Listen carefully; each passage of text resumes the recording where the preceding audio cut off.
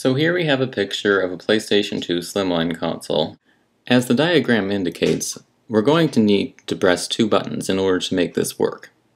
You'll find the first button at the top of the diagram, approximately at the back of the console in the middle. The second button will be in the front of the console in the right-hand corner of the top. You'll find it on the L-shaped piece that is also on the same piece as the power button. Now I suppose before we get started, it might be important to emphasize how exactly to get the console apart. Now please keep in mind that I nor anyone else are responsible for any mistakes on your part or any other people's parts for this mishappening.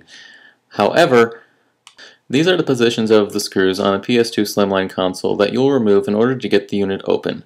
Please be very careful when you do. Now this procedure will require two small wires as well as some low temperature soldering and a soldering pencil or soldering gun. Depending on how good you are at soldering, I recommend using a soldering pencil so you can get the contacts of the solder more precise. I personally cut up an 8P 8C Ethernet cable and decided to use two small wires for this application. And my interrupt switch of choice was just a standard household light switch using for standard.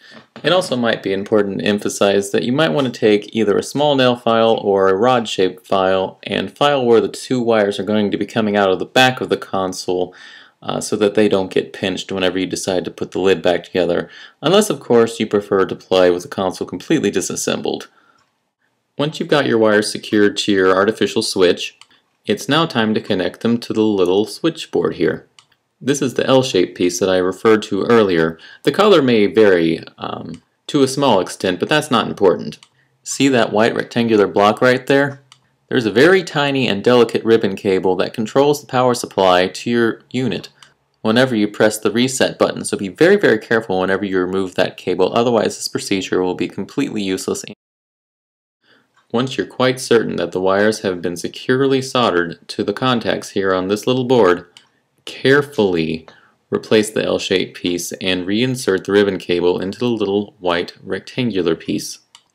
Use a couple of small pieces of electrical tape to carefully fasten the wires to the plastic housing on the housing of the console as to prevent the wires from jumbling around when you put it back together and possibly desoldering the contact.